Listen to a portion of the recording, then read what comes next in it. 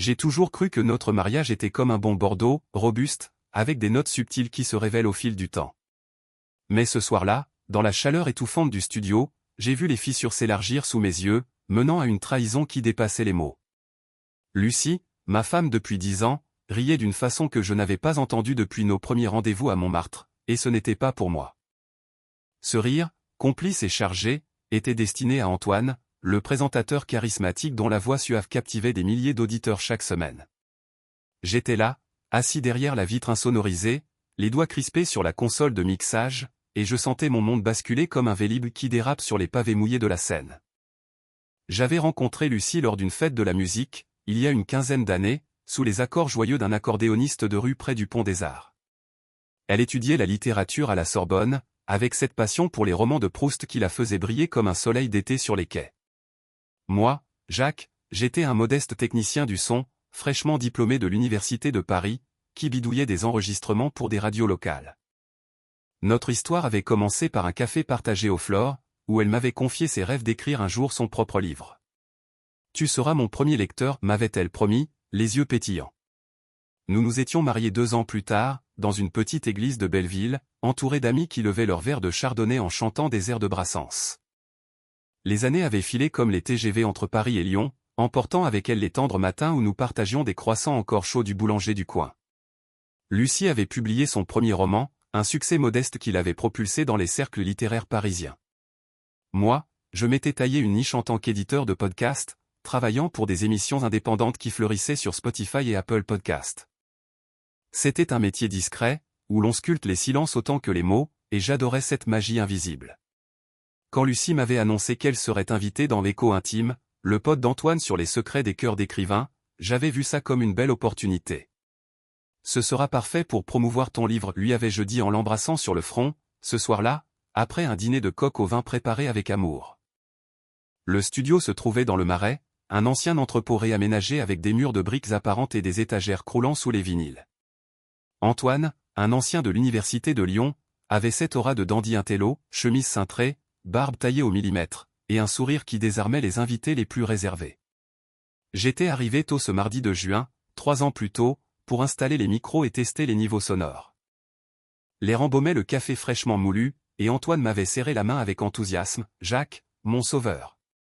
Sans toi, ce serait le chaos. » Lucie était arrivée en retard, essoufflée d'avoir couru depuis la station Rambuteau, son manuscrit sous le bras et un éclat dans les yeux que j'attribuais à l'excitation. La séance avait commencé sans heure. Antoine posait ses questions avec finesse, sur les inspirations de son roman, Les nuits blanches à noircir des pages. Lucie répondait avec éloquence, évoquant nos promenades le long de la Seine, les baguettes craquantes achetées à l'aube pour nos petits déjeuners paresseux. Mais peu à peu, le ton avait changé. Quand Antoine avait glissé une anecdote sur son propre divorce, un naufrage qui m'a appris à chérir les instants volés, Lucie avait incliné la tête, un sourire complice aux lèvres. « Oh, je sais ce que c'est, ces instants qui font battre le cœur plus fort » avait-elle murmuré, et son ton avait résonné comme un tintement de verre à un apéritif. Derrière la vitre, j'ajustais les potards, mais mon estomac se nouait. Était-ce mon imagination, ou y avait-il une chaleur dans sa voix que je ne reconnaissais pas? Au fil des minutes, les échanges s'étaient faits plus personnels. Antoine évoquait un voyage à Bordeaux, où le vin rouge et les confidences coulent à flot, et Lucie avait ajouté « J'adore ces escapades imprévues, elles réveillent l'âme. » Leurs regards se croisaient par-dessus les micros, et je voyais les épaules d'Antoine se détendre, son pied tapoter rythmiquement sous la table. J'avais zoomé sur l'interface logicielle, capturant chaque souffle, chaque pause lourde de sous-entendus. À un moment, alors qu'il riait d'une blague sur les amours contrariés des héros de Balzac, la main de Lucie avait effleuré celle d'Antoine en posant son verre d'eau, un geste fugace, innocent en apparence, mais qui m'avait transpercé comme une lame. Le voyant rouge clignotait toujours, enregistrement en cours. Quand la séance s'était terminée, Antoine avait raccompagné Lucie à la porte avec une étreinte un peu trop prolongée, et elle avait rougi en promettant « à bientôt », pour un vrai verre cette fois. Moi, je rangeais les câbles en silence, le cœur cognant comme un tambour lors d'une manifestation sur les Champs-Élysées. De retour à notre appartement près du canal Saint-Martin, l'air était chargé d'une tension que ni Lucie ni moi n'osions nommer. Elle fredonnait un air de Piaf en débarrassant la table, où traînaient encore les restes d'un fromage affiné et d'une salade niçoise improvisée. « C'était génial, Jacques. » Antoine est si inspiré, il m'a donné des idées pour la suite de mon livre. Je hochai la tête, feignant l'intérêt, tout en branchant mon ordinateur portable pour transférer le fichier audio. Oui, il sait y faire, répondis-je d'une voix neutre, mais intérieurement, les images du studio tournaient en boucle, ce sourire, ce toucher accidentel, cette promesse de vrai verre. Était-ce de la jalousie pure, ou quelque chose de plus profond, comme le pressentiment d'une trahison qui couvait depuis des mois? Les jours suivants s'étirèrent en une routine familière, ponctuée de ces silences qui s'invitent comme des invités indésirables lors d'un Noël en famille. Lucie passait plus de temps sur son téléphone, souriant à des messages que je n'osais pas demander. Nous avions prévu un week-end à Versailles pour nous recentrer, mais elle avait annulé au dernier moment une réunion avec mon éditeur, Chéri. Moi, je m'enfermais dans mon petit bureau improvisé, face à la fenêtre donnant sur les péniches colorées du canal. Le fichier du podcast trônait sur mon bureau numérique, intouché d'abord, puis ouvert par curiosité.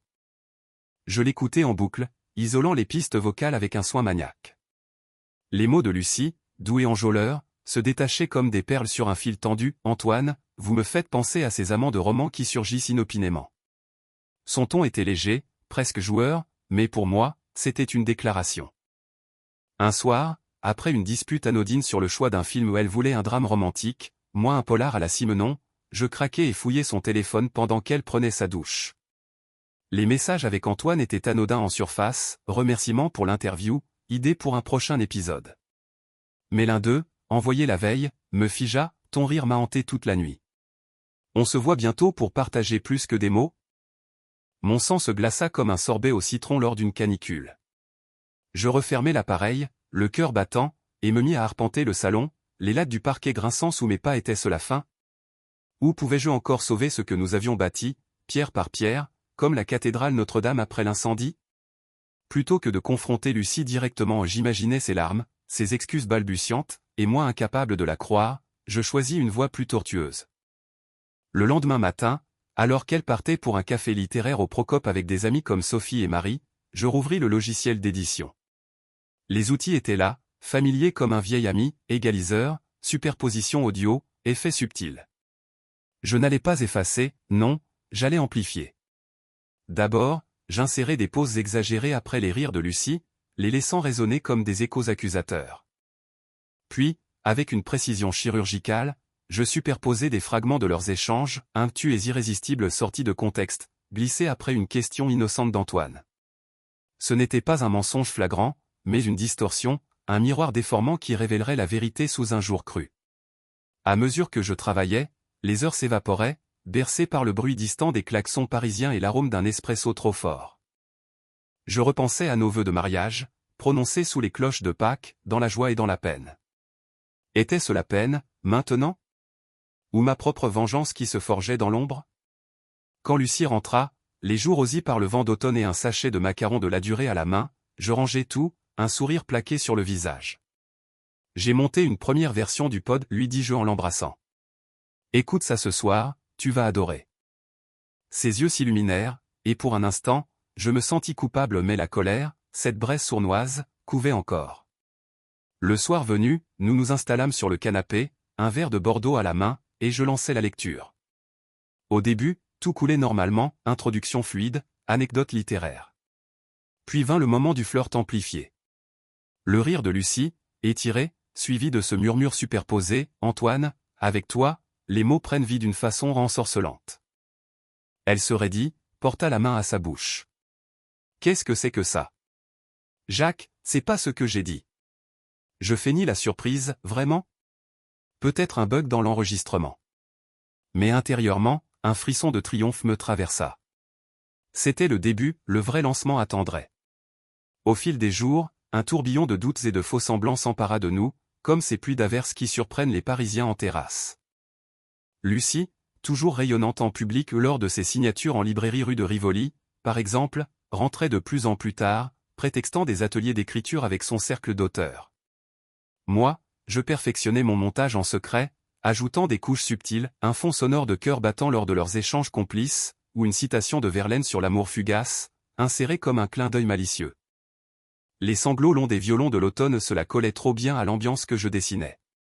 Antoine, de son côté, bombardait Lucie de messages enthousiastes, invitations à des dîners littéraires près de la Bastille, compliment sur son charme magnétique. J'en étais le témoin involontaire, grâce à nos partages de localisation sur l'app ou une habitude innocente née de nos voyages en train vers la Provence. Un après-midi, alors que je sirotais un café au zinc du comptoir, mon téléphone vibra, un appel de Lucas, un collègue sound designer qui bossait sur des pubs pour des marques de fromage. « Jacques, t'as vu le buzz autour d'Eco Intime ? Antoine prépare un épisode spécial sur les passions interdites. Ta femme est invitée à nouveau. » Mon pouce accéléra, c'était l'occasion rêvée. Je raccrochai, payai mon addition hâtivement, et filai vers le studio, prétextant une vérification technique. Antoine m'accueillit avec sa jovialité habituelle, « Jacques, pile poil. On enregistre ce soir. » Lucie arrive vers 19h. Je hochai la tête, installant les micros avec une efficacité mécanique, mais mon esprit bouillonnait. Cette fois, je brancherai un enregistreur secondaire, caché dans mon sac, pour capturer l'impromptu. Lucie surgit essoufflée, un bouquet de lavande de marché à la main, un geste charmant, pensais-je, jusqu'à ce qu'elle le tende à Antoine avec un clin d'œil, pour parfumer tes mots. Le présentateur rougit légèrement, et ils s'installèrent, l'atmosphère déjà chargée d'une intimité naissante. L'interview dérapa vite vers le personnel, Antoine confia ses insomnies post-divorce, et Lucie, émue, posa sa main sur son bras, « Tu mérites quelqu'un qui te comprenne vraiment. » Derrière la vitre, je zoomais sur leurs expressions, notant chaque nuance ou le haussement de sourcils d'Antoine, le mordillement de lèvres de Lucie. Quand ils passèrent à une pause café, je les observai par la porte entrebâillée, rires étouffés, épaules qui se frôlent, et ce murmure d'Antoine, « Et si on dînait après, juste nous deux ? Au pied de cochon, pour un oignon gratiné et des confidences ?» Je n'intervins pas, au lieu de cela, je rentrai seul, le fichier brûlant sur ma clé USB. Ce soir-là, Lucie prétexta une soirée entre filles avec Sophie, mais je la vis partir en robe rouge, celle que j'aimais tant pour nos anniversaires, et son téléphone indiqua un trajet vers le 1er arrondissement. Allongé sur le lit, je fixai le plafond fissuré, repensant à nos Noëls au coin du feu, avec des bûches glacées et des chants de carolés. La jalousie, cette vipère, me rongeait, comment en étions-nous arrivés là? Au lieu de dormir, je me remis au montage, fusionnant les deux sessions. J'ajoutais des extraits, le tu es irrésistible du premier, superposé au juste nous deux du second, avec un effet d'écho qui le faisait sonner comme une déclaration d'amour. C'était cru, mais pas mensonger, au juste la vérité nue, amplifiée pour blesser. Le lendemain, Lucie rentra au petit matin, les cheveux en désordre, la robe froissée et un parfum inconnu au boisé, masculin sur la peau, s'accrochant à ses vêtements comme un stigmate. J'ai veillé tard, murmura-t-elle en s'effondrant dans mes bras, évitant mon regard. Je l'étreignis, sentant le mensonge comme un poison lent, le poids d'une nuit partagée avec un autre, et décidé, il était temps de frapper. J'envoyai une démo anonyme à un blogueur littéraire influ, un certain Jean qui couvrait les scandales du milieu sur Twitter. Écoute ça, ça va faire des vagues, notai-je en pièces jointes. Les heures passèrent en attente fiévreuse, bercées par le tic-tac de notre horloge murale. Puis, le buzz commença, un tweet de Jean, scandale en pod, flirt torride entre auteurs stars et animateurs. Audio choc. Suivi de partages en cascade. Lucie, encore endormie, ne se doutait de rien, moi, je souriais dans l'ombre, le cœur partagé entre vengeance et regret. Mais le vrai coup de théâtre vint quand Antoine m'appela, paniqué, « Jacques, qu'est-ce que c'est que ce montage ? Ça circule partout. » Dis à Lucie que c'est un malentendu. Je feignis l'ignorance, je n'y suis pour rien, mais l'audio parle de lui-même. Quand elle se réveilla et vit les notifications, son visage pâlit, appel de son éditeur, message de Marie et Sophie, c'est vrai ? Elle se tourna vers moi, les yeux emplis de larmes, « Jacques, aide-moi, c'est pas ce que tu crois. » Pour la première fois, je vis la peur dans son regard et une part de moi en triompha. Dès le surlendemain, le scandale enfla comme une baguette qui lève dans le four, rapide et irrépressible, envahissant les fils d'actualité parisiens. Les forums littéraires bruissaient de spéculations, Lucie Duval, la nouvelle muse de Proust, en pleine idylle audio. Et plus si affinité ? Des captures d'écran de l'extrait viral au ce juste nous deux qui résonnait comme un aveu charnel au pullulé sur Instagram et LinkedIn. Antoine, acculé, annula son épisode spécial et se terra dans son appartement du 11e arrondissement, refusant les interviews. Moi, je maintenais une façade de soutien stoïque auprès de Lucie, l'accompagnant à un café près de l'opéra pour un thé à la menthe qu'elle but sans y toucher. On va s'en sortir, lui dis-je en serrant sa main froide, mais intérieurement, je calculais les prochaines étapes de mon plan, hantée par l'image de sa robe froissée. Lucie, dévastée, passa des heures au téléphone avec son agent, tentant de minimiser, c'était un flirt innocent, pour l'émission. Rien de plus. Mais les auditeurs, ces juges impitoyables, se délectaient du drame, spéculant sur une liaison physique au vu des indices audio. Un thread sur Reddit, traduit en français par des fans, disséquait chaque pause, chaque intonation, concluant à une nuit volée. Sophie, notre amie de longue date, l'appela en larmes. « Comment as-tu pu, avec Jacques si dévoué ? Une nuit entière ?» Marie, plus pragmatique, conseilla un post d'excuses sur son blog. Lucie obéit, rédigeant un texte larmoyant sur les malentendus des micros, mais les commentaires étaient impitoyables, honte à l'auteur qui trahit corps et âme pour un micro.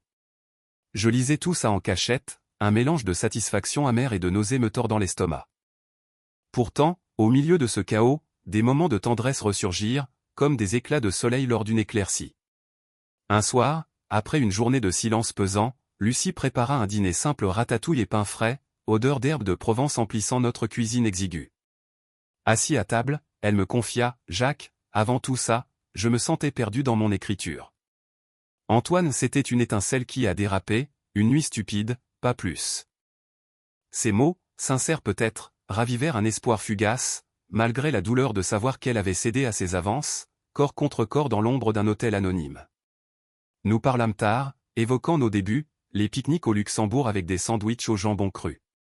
Pour la première fois depuis des jours, nous fîmes l'amour, doucement, comme pour recoller les morceaux d'un vase brisé. Mais au matin, quand je vis un nouveau message d'Antoine sur son téléphone où on doit parler, en privé, de cette nuit, la braise se ralluma. Je décidai d'accélérer. En tant qu'éditeur freelance, j'avais accès à un réseau de diffuseurs, podcasts affiliés à France Culture, chaîne YouTube dédiée à la littérature, même un compte TikTok viral sur les secrets des auteurs. Je remasterisai l'audio, ajoutant un disclaimer fictif, extrait non censuré, pour la vérité des passions charnelles.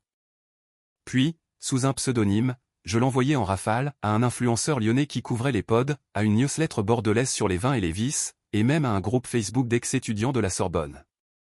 Chaque envoi était calibré pour maximiser la portée, un teaser ici, un lien direct là. À midi, le hashtag Nuit Podcast explosait, avec des mèmes hilarants, caricatures d'Antoine en Casanova micro en main, Lucie en Juliette débauchée. Antoine craqua le premier. Il posta une vidéo d'excuses larmoyantes depuis son balcon, c'était un moment d'égarement, je respecte Jacques comme un frère. Mais trop tard, son pod perdit 30% d'abonnés en 24 heures, et son sponsor, une marque de café italien, le lâcha. Lucie, elle, vit son prochain lancement de livre reporté, son éditeur invoquant l'image ternie par une liaison physique. Lors d'un appel avec Jean, le blogueur, elle sanglota, « C'est ma carrière qui s'effondre. » Je l'étreignis, murmurant des consolations, mais mon esprit vagabondait vers la suite, une version étendue, avec des témoignages anonymes glanés sur des forums, pour sceller leur humiliation. Ce soir-là, lors d'une promenade le long du canal, sous les lumières tamisées des réverbères, Lucie s'effondra, « Pourquoi ça nous arrive à nous ? On était si heureux avant cette nuit maudite. » Je la serrai contre moi, sentant ses tremblements, et pour un instant, la culpabilité me submergea. Étais-je le monstre ici ? Ou le sauveur d'un amour piétiné ? Rentré, je finalisai l'ultime montage, une piste bonus, où j'avais inséré ma propre voix, déformée, comme un narrateur omniscient, dans les ombres des studios, les corps se trahissent. C'était le clou, demain, tout basculerait. Le pic du scandale surgit un vendredi pluvieux, comme si le ciel parisien pleurait avec nous, ou sur nous. Les notifications affluaient sans relâche, alerte push de Le Monde en ligne, où un article titrait « Le podcast qui révèle les failles physiques du couple littéraire », citant notre audio comme preuve irréfutable d'une nuit passionnée. Lucie, confinée dans notre appartement, refusait de sortir, se nourrissant de tartines beurrées et de tisanes à la verveine. Ses amis, Sophie et Marie, passaient en coup de vent, apportant des gâteaux de chez Pierre Hermé pour la remontée, mais leur regard en coin trahissait la pitié. « Courage, ma chérie, après cette nuit fatale, » murmurait Sophie en l'embrassant, mais je voyais bien que le cercle se resserrait, les invitations à des dîners littéraires se tarissaient comme un puits asséché. Antoine, de son côté, tentait une contre-attaque pathétique, un live Instagram où il jurait fidélité à son pod, accusant un sabotage technique. Mais les internautes, ces lyncheurs numériques, le taillèrent en pièces, hypocrite. Ton charme a un prix charnel. Son audience chuta, et des rumeurs coururent sur une plainte pour diffamation qu'il n'osa pas porter, craignant d'attiser le feu. Moi, je jouais l'homme fort, gérant les appels de journalistes qui flairaient le scoop. « Monsieur, comment vivez-vous cette trahison physique ?» Je répondais évasivement, « C'est dur pour nous tous », tout en uploadant discrètement la version étendue sur SoundCloud, sous le titre provoquant « Vérité intime, l'envers du corps ». Les vues grimpèrent à des milliers en heure, partagées par des comptes anonymes que j'avais semés comme des miettes de pain. Au cœur de cette tempête, une faille apparut dans mon armure. Un matin, alors que Lucie dormait encore, je reçus un message de Lucas. « Jacques, c'est toi derrière ça, hein? T'es en train de détruire ta vie aussi, pour une nuit ?» Ces mots me frappèrent comme un coup de vent froid sur les berges de la Marne. Je repensais à nos rires partagés lors de feux d'artifice illuminant le ciel, et à la façon dont Lucie m'avait soutenu quand mon premier gros contrat avait capoté. Était-ce la vengeance qui m'aveuglait, ou un cri pour être vu après son abandon charnel? Je rangeai le téléphone et préparai un petit déjeuner, œufs brouillés, jus d'orange frais, comme au beau jour.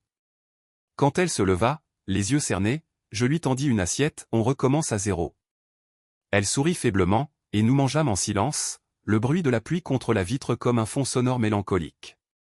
Mais la trêve fut brève. L'après-midi, un coup de fil d'un producteur de France Inter. « Jacques, ton montage est brillant, mais risqué. On veut te rencontrer pour un job. » C'était tentant, une porte ouverte sur une carrière plus grande, loin des drames personnels. Pourtant, en y réfléchissant, je vis le piège, succès bâti sur la ruine d'autrui. Au lieu d'accepter, je rappelai Antoine, sous couvert d'anonymat. « Tu as brisé mon mariage pour une nuit d'ego surdimensionné. » Lâché-je d'une voix altérée. Il balbutia. « Jacques ? C'était rien, je le jure. Laisse-moi réparer. » Sa panique me conforta, il perdait tout aux sponsors, invités, réputation forgée sur des années d'interviews étoffées. Lucie, sentant mon tourment, tenta une approche ce soir-là. Allongée sur le lit, elle caressa mon bras. « Parle-moi, Jacques. Qu'est-ce qui te ronge vraiment après cette nuit ?» Les mots jaillirent, un torrent, mes doutes sur notre routine, la peur de la perdre à ses étincelles physiques extérieures, et oui, la douleur du lit partagé. Elle pleura, avouant, Antoine était une distraction charnelle, pas plus. Toi, tu es mon encre. Nos lèvres se trouvèrent, un baiser salé de larmes, et pour un moment, l'univers se rétrécit à nous deux. Mais au milieu de la nuit, réveillé par un cauchemar où je voyais Lucie s'éloigner sur un Vélib fantôme, je sus que le point de non-retour approchait. Le lendemain, 14 juillet en avance dans mon esprit, au jour de libération et de feu, je lançai l'assaut final. J'uploadai la piste complète sur toutes les plateformes, YouTube pour la vidéo teasée avec des visuels flous d'un studio, Spotify pour l'audio pur, et même TikTok pour des extraits viraux sous hashtag Nuit Trahie. Un email groupé à des médias, Libération, Télérama, avec le sujet « La face cachée des ondes, un mari révèle la nuit de sa femme ». Les réactions fusèrent, un présentateur radio en parla en direct, un drame shakespearien moderne. Antoine perdit son job le soir même, annoncé par un communiqué laconique.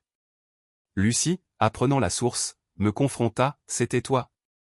Mon Dieu, Jacques. » Son regard, mélange de trahison et de compréhension, me brisa. Mais il était trop tard, le mal était fait, et avec lui, une étrange liberté.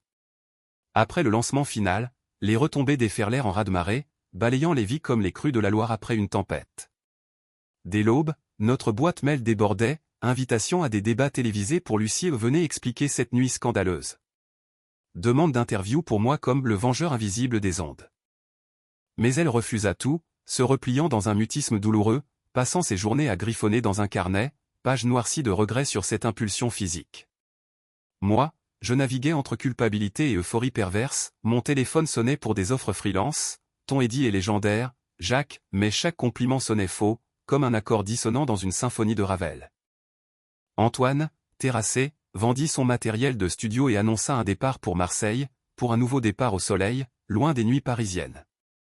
Les tabloïds en firent leur chou gras, le podcasteur déchu fuit Paris après une liaison charnelle.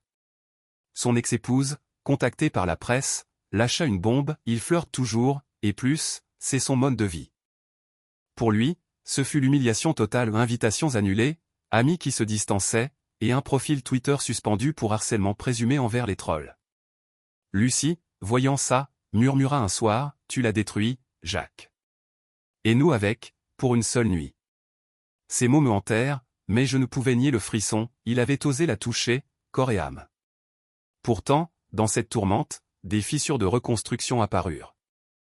Sophie organisa une soirée sauvetage chez elle, près de la place des Vosges, vin rosé de Provence, plateau de fromage de chèvre, et une playlist de chansons françaises douces au Brel, Barbarao pour panser les plaies.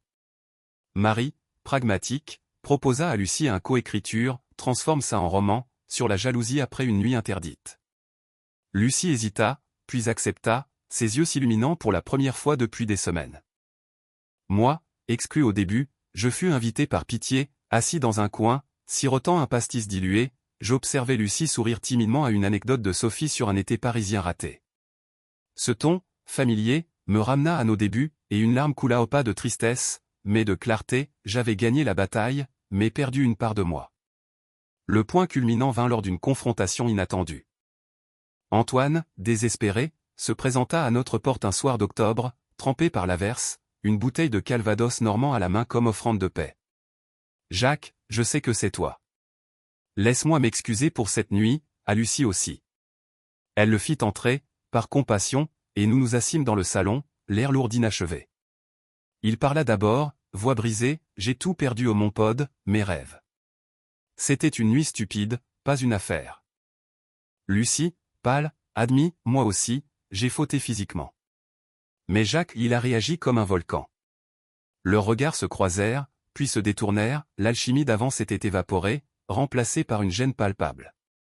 Je restai silencieux, laissant les mots flotter, jusqu'à ce que je lâche, « Tu as touché à mon monde, Antoine, corps contre corps. Maintenant, vis avec les échos. » Il partit la tête basse, promettant le silence éternel. Lucie et moi, seuls, nous effondrâmes en pleurs mutuels un cataclysme émotionnel, libérateur. « Pourquoi as-tu fait ça ?» demanda-t-elle entre deux sanglots. « Par amour, par peur d'une autre nuit, avouai-je.